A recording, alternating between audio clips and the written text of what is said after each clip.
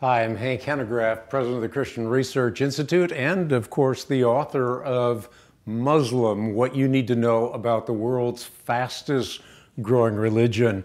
I was thinking about the fact, as I was tackling this project, that this is one of those big issues that's hard to wrap your arms around. And so what I tried to do is take the complex, make it simple and transferable, and I used the acronym Muslim.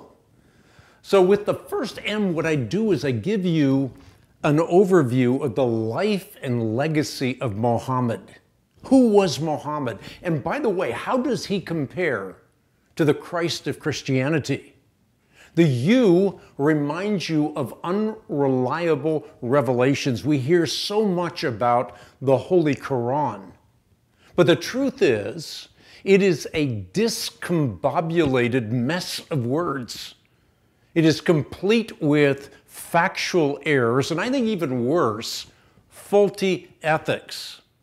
For example, in the Quran, men are allowed to beat their wives. The S reminds you of Sharia.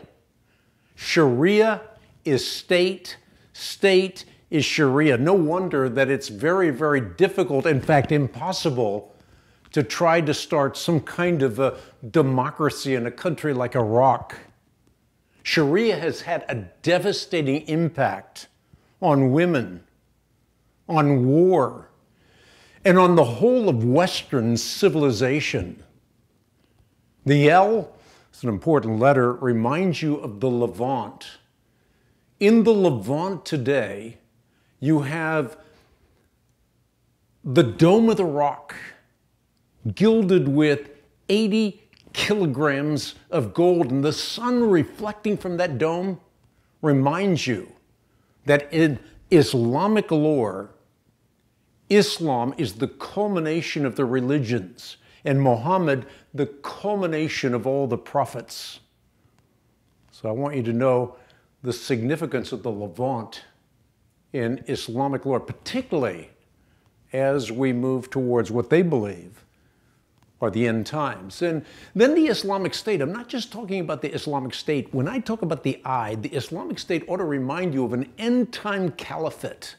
A caliphate that is seeking to bring everything into the house of Islam.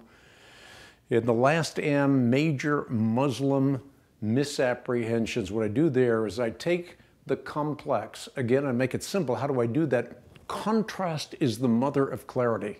So I lay the straight stick of Scripture next to the Islamic worldview, and then by contrast, you see its crookedness. I'll give you one example, the deity of Jesus Christ. In Islamic teaching, Jesus Christ is not begotten of God. In fact, the very idea suggests sexual procreation. Of course, in biblical theology, when we talk about Christ being the only begotten Son of God, we're not talking about sexual procreation.